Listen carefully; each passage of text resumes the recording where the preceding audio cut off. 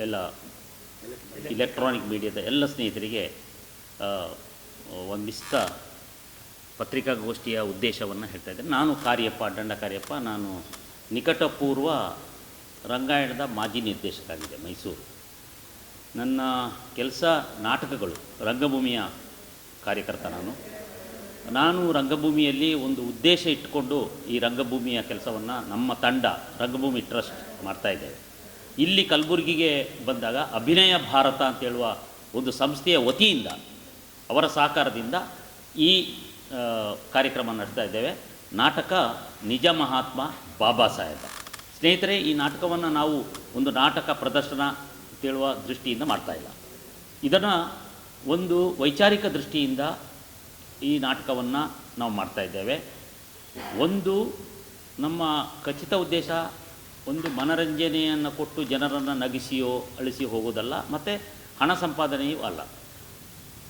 ಇದರಲ್ಲಿ ನಮ್ಮ ಹೀರೋ ಬಾಬಾ ಸಾಹೇಬ್ ಅಂಬೇಡ್ಕರ್ ಅವರಿಗೆ ಆದ ಅನ್ಯಾಯಗಳ ಜೊತೆಗೆ ನಮ್ಮ ಇತಿಹಾಸದಲ್ಲಿ, ನಮ್ಮ ಮೊದಲಿನಿಂದ ಸ್ವಾತಂತ್ರ್ಯ ಬಂದಲ್ಲಿಂದ ಮತ್ತು ಸ್ವಾತಂತ್ರ್ಯ ಪೂರ್ವದಿಂದ ನಮ್ಮನ್ನು ಆಡಳಿತ ವರ್ಗ ಹೇಗೆ ಅಂಬೇಡ್ಕರ್ ಅವರನ್ನು ಮೋಸ ಮಾಡ್ತಾ ಬಂದಿದೆ, ಅನೇಕ ವಿಚಾರಗಳನ್ನು ಹೇಗೆ ಮುಚ್ಚಿಟ್ಟಿದೆ, ಆ ವಿಚಾರಗಳನ್ನು ತೆರೆಯುವ ಪ್ರಯತ್ನದ ಭಾಗವಾಗಿ ನಾವು ನಿಜ ಮಹಾತ್ಮ ಬಾಬಾ ಸಾಹೇಬ್ ಅಂತ ನಾಟಕ ಮಾಡ್ತಾಯಿದ್ದೇವೆ. ಕಳೆದ ಅಂದರೆ ನಾವು ಆಗಸ್ಟಿನಿಂದ 2-2.5 ತಿಂಗಳು ಮೈಸೂರಿನಲ್ಲಿ ಕಲಾವಿದರನ್ನು ಆಯ್ಕೆ ಮಾಡಿಕೊಂಡು ಅವರೆಲ್ಲ ಪೂರ್ಣಾವಧಿ ಕಾರ್ಯಕರ್ತರು ಆ ನಾಟಕವನ್ನು ಸಿದ್ಧಪಡಿಸಿ ರಾಜ್ಯಾದ್ಯಂತ ಪ್ರವಾಸ ಮಾಡ್ತಾಯಿದ್ದೇವೆ.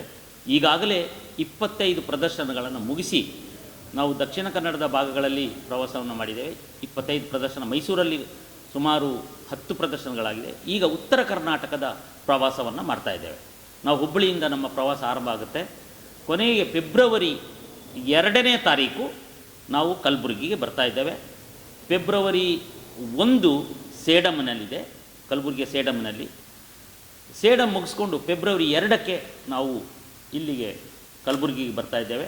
ಕಲಬುರಗಿಯಲ್ಲಿ ನಮ್ಮ ರಂಗಮಂದಿರ, ಪಂಡಿತ್ ರಂಗಮಂದಿರದಲ್ಲಿ ನಮ್ಮ ನಾಟಕ ಪ್ರದರ್ಶನ ಸಂಜೆ 5:30 ಗಂಟೆಗೆ ನಡೆಯಲಿದೆ. ಸ್ನೇಹಿತರೆ, ಬಾಬಾ ಸಾಹೇಬರ ಅನೇಕ ವಿಚಾರಗಳು, ಅವರ ಹೆಸರು ಸೇಡಮ್ 1ನೇ ತಾರೀಕು, ಟೈಮಿಂಗ್ 5:30, ಎಲ್ಲ 5:30 ಗಂಟೆಗೆ ಫೆಬ್ರವರಿ. ಅಂದರೆ ನಾವು ಈ ಜನವರಿ 19ರಿಂದ ನಮ್ಮ ಪ್ರವಾಸ ಪ್ರಾರಂಭ ಆಗ್ತದೆ ಹುಬ್ಬಳ್ಳಿಯಿಂದ.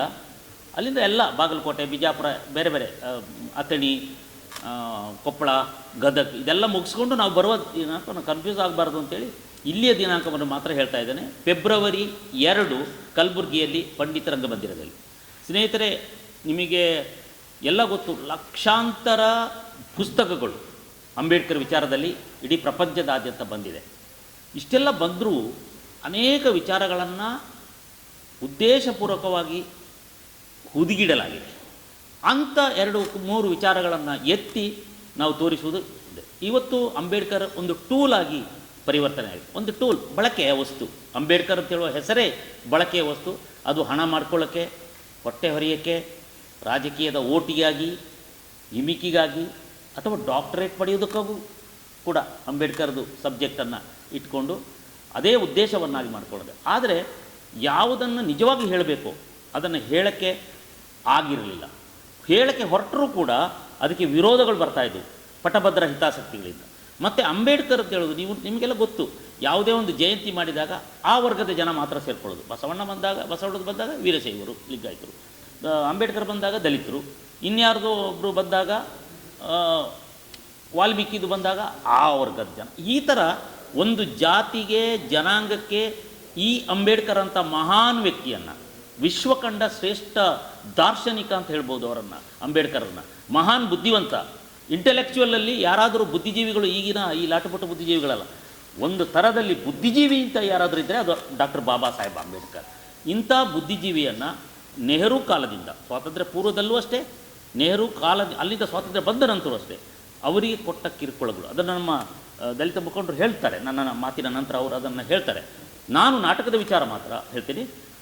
ನಾನು ರಂಗಭೂಮಿಯ ಕಾರ್ಯಕರ್ತನಾಗಿ ಅಂಬೇಡ್ಕರ್ಗೆ ಏನಾದರೂ ಕಾಂಟ್ರಿಬ್ಯೂಟ್ ನಮ್ಮಿಂದ ಅಂಬೇಡ್ಕರ್ಗೆ ಆಗಬೇಕು, ಸಮಾಜಕ್ಕೆ ಒಂದು ಕಾಂಟ್ರಿಬ್ಯೂಟ್ ಆಗಬೇಕು ಅಂತೇಳಿ ಈ ನಾಟಕವನ್ನು ನಾನು ತಗೊಂಡಿದ್ದೇನೆ.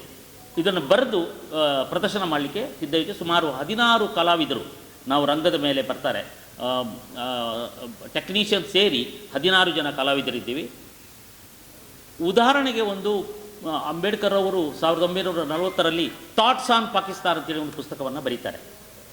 ಪಬ್ಲಿಕ್ ಡೊಮೇನಿಯಲ್ಲಿದೆ ಅದು, ಆದರೆ ಅದು ಪ್ರಚಾರಕ್ಕೆ ತಂದಿಲ್ಲ. ಯಾಕೆಂದರೆ ಪ್ರಚಾರಕ್ಕೆ ತಂದರೆ ಆಡಳಿತ ವರ್ಗದ ಬೇಳೆ ಬೇಯೋದಿಲ್ಲ. ಈ ಕಾರಣಕ್ಕಾಗಿ ಅಂಬೇಡ್ಕರ್ ಅವರ ಆ ಒಂದು ಪುಸ್ತಕ ಏನಿದೆ ಪಬ್ಲಿಕ್ ಡೊಮೈನಲ್ಲಿರುವಂಥ ಥಾಟ್ಸ್ ಆನ್ ಪಾಕಿಸ್ತಾನ್, ಅದು ವಿಭಜನೆಯ ಸಂದರ್ಭದಲ್ಲಿ ಅಂಬೇಡ್ಕರ್ ನಿಲುವು ಏನಿತ್ತು, ಅಂಬೇಡ್ಕರ್ ಯಾರ ಬಗ್ಗೆ ಏನು ಹೇಳಿದ್ದಾರೆ, ನಿಖರವಾಗಿ ಏನು ಹೇಳಿದ್ದಾರೆ, ಮುಸಲ್ಮಾನರ ಬಗ್ಗೆ ಅಭಿಪ್ರಾಯ ಏನಿತ್ತು, ಅನೇಕ ವಿಚಾರಗಳನ್ನು ಕುಲ್ಲಾವಾಗಿ ಆ ಪುಸ್ತಕದಲ್ಲಿ ಹೇಳಲಾಗಿದೆ. ಆ ಪುಸ್ತಕ ನಿಜವಾಗಿಯೂ ಪ್ರಚಾರ ಆಗಬೇಕು, ಪ್ರಚಾರ ಆಗಲಿಲ್ಲ. ಅದು ಒಂದು. ಇವತ್ತು ರಾಷ್ಟ್ರೀಯ ಸ್ವಯಂ ಸೇವಕ ಸಂಘಕ್ಕೆ 100 ವರ್ಷ ಆಗ್ತಾ ಇದೆ. ಎಲ್ಲೆಲ್ಲಿಯೂ ಅದರ ಕಾರ್ಯಕ್ರಮಗಳು ನಡೀತಾ ಇದೆ. ನಿಮಗೆಲ್ಲ ಗೊತ್ತು, ಒಂದು ಸಂಸ್ಥೆ 100 ವರ್ಷದ ಒಂದು ಬದುಕಿ ಬಾಳಿ ತನ್ನ ಅಸ್ಮಿತೆಯನ್ನು ಕಾಪಾಡಿಕೊಂಡು ಇಡೀ ವಿಶ್ವದಾದ್ಯಂತ ಅದನ್ನು ಬೆರಗುಹುಟ್ಟಿಸುವಂತೆ ಬೆಳೆದು ನಿಂತದ್ದು ರಾಷ್ಟ್ರೀಯ ಸ್ವಯಂ ಸೇವಕ ಸಂಘ. ಈ ಸಂಘದ ಬಗ್ಗೆ ಅಂಬೇಡ್ಕರ್ಗೆ ಅಭಿಪ್ರಾಯ ಏನಿತ್ತು ಅಂತ ಅವರು ಅದನ್ನು ಕೂಡ ಸುಳ್ಳು ಕಾಲ್ಪನಿಕ ಕಥೆ ಅಂತ ಹೇಳುವವರು ಇರ್ತಾರೆ. ದಾಖಲೆ ಸಮೇತ ನಾನು ಈ ನಾಟಕವನ್ನು ಭಾಳ ಪ್ರಜ್ಞಾಪೂರ್ವಕವಾಗಿ, ಭಾಳ ಖಚಿತವಾದ ಉದ್ದೇಶದಿಂದ, ಖಚಿತವಾದ ದಾಖಲೆಗಳೊಂದಿಗೆ ನಾವು ಇದನ್ನು ಪ್ರೆಸೆಂಟ್ ಮಾಡ್ತಾ ಇದ್ದೇವೆ. ಯಾವುದೇ ಒಂದು ಇದಕ್ಕೆ ದಾಖಲೆ ಇಲ್ಲ ಅಂತ ಹೇಳಿದ್ರೆ ಅದಕ್ಕೆ ಸಂಪೂರ್ಣ ಜವಾಬ್ದಾರರು ನಾವಿದ್ದೇವೆ. ಕೆಲವು ಕಡೆ ಈ ನಾಟಕಕ್ಕೆ ನಾನು ವಿರೋಧಗಳು ಬಂದವರು ನಾಟಕವನ್ನು ನೋಡದೆಯೇ, ನಾಟಕ ಬರೆದ ಪುಸ್ತಕವನ್ನು ಓದದೆಯೇ ವಿರೋಧ ಮಾಡಿದ್ದಾರೆ.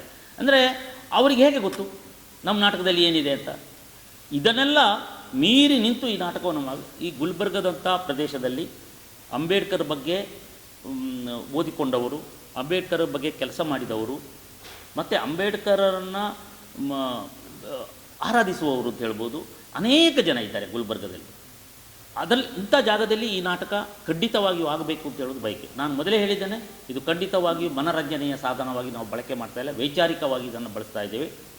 ನಮ್ಮ ಈಗಿನ ಪೀಳಿಗೆ ಗಾಂಧೀಜಿ ಬಗ್ಗೆ ಮತ್ತು ನೆಹರು ಬಗ್ಗೆ ಅಭಿಪ್ರಾಯ ಏನಿತ್ತು ಅಂಬೇಡ್ಕರ್ಗೆ ಅಂತ ಹೇಳೋದನ್ನು ನಾವು ತಿಳಿಸಲೇಬೇಕಾಗಿದೆ. ಯಾಕಂದರೆ ಈಗಲೂ ಕೂಡ ನಮ್ಮ ಆಡಳಿತ ವರ್ಗ ಏನಿದೆ ತಪ್ಪು ಮಾಹಿತಿಗಳನ್ನು ಜನರ ಮುಂದೆ ಇಟ್ಟು ಅಂಬೇಡ್ಕರನ್ನು ಬಳಕೆ ಮಾಡ್ಕೊಳ್ತಾ ಇದೆ. ಸುಮಾರು 20 ವರ್ಷಗಳವರೆಗೆ ಸ್ವಾತಂತ್ರ್ಯ ಬಂದು ಅಂಬೇಡ್ಕರ್ ಫೋಟೋನೇ ಪಾರ್ಲಿಮೆಂಟಲ್ಲಿ ಇಟ್ಟಿರಲಿಲ್ಲ.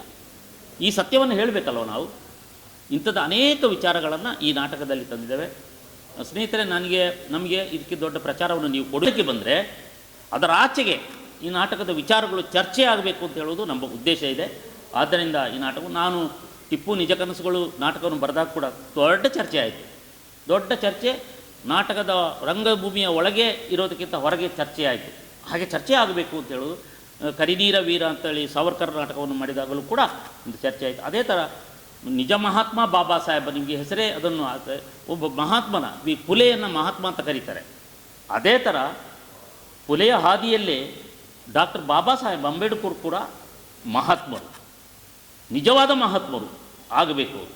ಮತ್ತು ಅಂಬೇಡ್ಕರ್ ಯಾವುದೋ ಒಂದು ವರ್ಗ ಜನಾಂಗದ ಆಸ್ತಿ ಅಲ್ಲ, ಸಮಸ್ತ ಭಾರತೀಯರ ಆಸ್ತಿ ಆಗಬೇಕು, ಆಗಿದ್ದಾರೆ ಕೂಡ. ಅದನ್ನು ನಾವು ಹೇಳೋಕ್ಕೆ ಹೊರಟಿದ್ದೀವಿ. ಈಗ ನಾನು ಒಬ್ಬ ಕೊಡವ ಜನಾಂಗಕ್ಕೆ ಸೇರಿದವನು, ನನಗೂ ಕೂಡ ಅಂಬೇಡ್ಕರ್ ಆಸ್ತಿ, ನಾನು ಹೇಳಬಾರದು ಅಂತ ಏನಿಲ್ಲ, ನನಗೂ ಕೂಡ ಆಸ್ತಿ. ಅವರು ಕೊಟ್ಟ ಕಾನ್ಸ್ಟಿಟ್ಯೂಷನ್ ಬಗ್ಗೆ ಚರ್ಚೆ ಆಗಬೇಕು.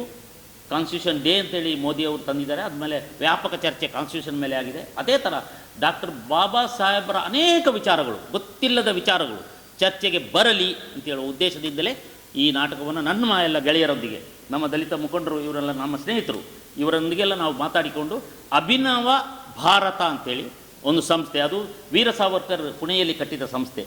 ಆ ಸಂಸ್ಥೆ ಗುಲ್ಬರ್ಗದಲ್ಲೂ ಕೂಡ ಒಂದು ಶಾಖೆಯನ್ನು ತೆರೆದುಕೊಂಡಿದ್ದಾರೆ. ಅವರ ಸಹಕಾರದಿಂದ ಅಭಿನವ ಭಾರತ ಅಂತ ಸಹಕಾರದಿಂದ ರಂಗಭೂಮಿ ಟ್ರಸ್ಟ್ ತಂಡ ಈ ನಾಟಕವನ್ನು ಮಾಡ್ತಾಯಿದೆ. ನಿಮ್ಮೆಲ್ಲರ ಸಹಕಾರ ಬೇಕು. ಮತ್ತು ಫೆಬ್ರವರಿ 2ಕ್ಕೆ ನೀವೆಲ್ಲ ಪಂಡಿತ್ ರಂಗಮಂದಿರಕ್ಕೆ ಬರಬೇಕು, ನಾಟಕವನ್ನು ನೀವೆಲ್ಲ ನೋಡಬೇಕು ಅಂತ ನಾವು ಪ್ರಾರ್ಥನೆ ಮಾಡ್ತೇವೆ.